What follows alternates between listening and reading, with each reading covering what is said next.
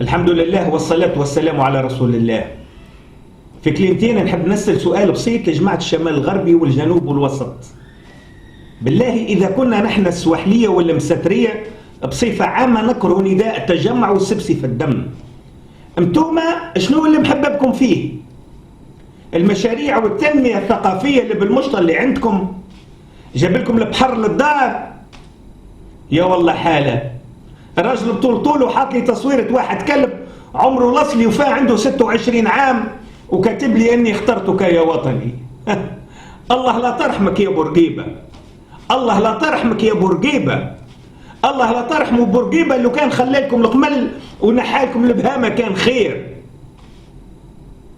ثروات الطبيعية الكل في قفصة والقصرين والجنوب، والانجازات في الساحل. الانجازات عنا نحن، عنا 83 كلية وطب أسنان وصيدلة وعلوم ومهندسين وحقوق و5 مطارات دولية و40 بلدية واستادات ودي دونس كلاب وفنادق وملاهي وبحورات وشيخات ومتروات وقطارات سريعة وأنفاق تحت الأرض، والماء والضوء والغاز يوصلنا في الحلاقم حتى لديارنا.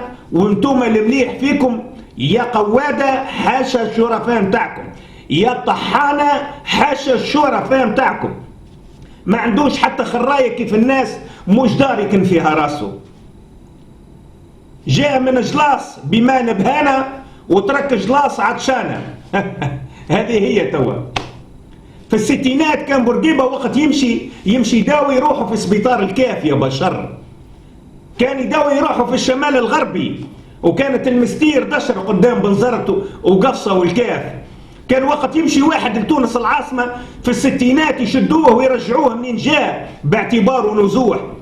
وأسألوا باتكم على وزير الدفاع عبد الله فرحات وقداش عباو من اكوام من الجيش في هاك الوقت. أسألوا والديكم وجدودكم يا قصرنية ويا قراوة كيفاش كانوا يصطادوا فيكم كي الجرذان ويرجعوكم منين جيتوا لأنكم نزوح، ولا مكان لكم في تونس العاصمة ولا في الساحل. اغزلوا الأراضي متاعكم، اغزلوا الأراضي الوسط والشمال الغربي اللي فكوها لكم بالسيف وفرقوها على السواحلية، ولاو معمرين مكان الفرنسيس، وليتم انتوما تخدموا خدم عند سيادكم السواحلية. خدم فما سمعوها، خدم عندكم سيادكم السواحلية، وتجيلونا تغسلونا ديارنا وتخدموا عنا خدم. هنايا تخدموا خدم خيري ماشي لغيري.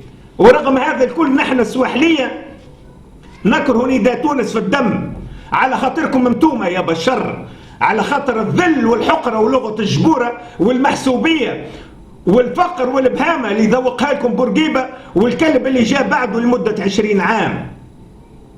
بالله فهموني اللي من بوزيد والمنشار وسليانة وعفسة البغل وحفوز ولاد عيار وقفصة والكاف والقصرين وساند في نداء تونس وحطيت لي تصويرة السبسي الكلب في بروفيله باش فرحان. تيردوا عليا تقولوا لي باش فرحان بالمشاريع اللي بالمشطة ولا بالطحين متاعك يا مسطك؟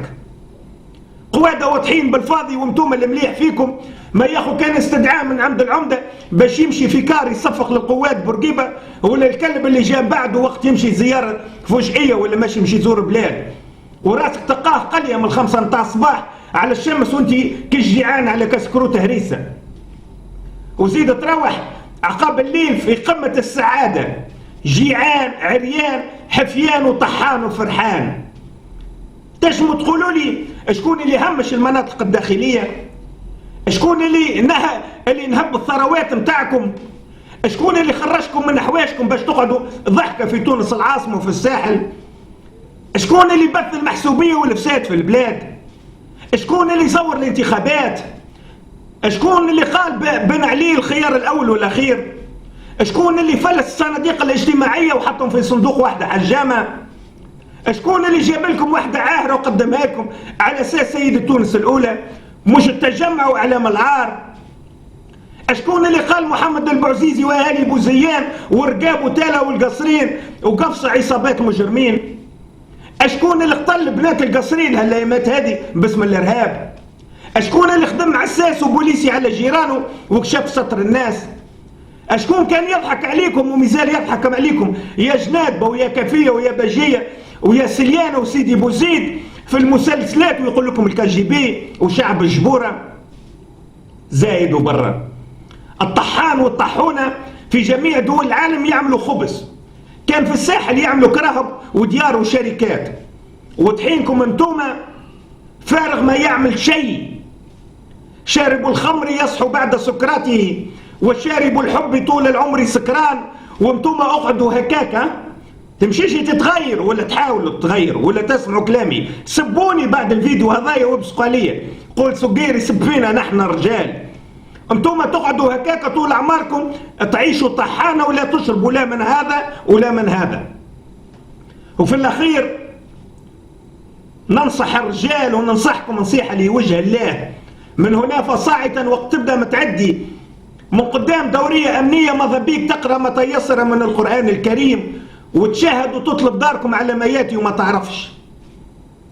فلو لم تكن الجنسيه الالمانيه لكانت فتيات القصرين متهمات بجهاد النكاح ونسجين من الشعامبي حسب روايه عبد العزيز العروي نتاع داخليه افلام. الا بئس البلاد والحياه وبئس القانون الذي لا ينصف ابناءه. والسلام عليكم ورحمه الله وبركاته.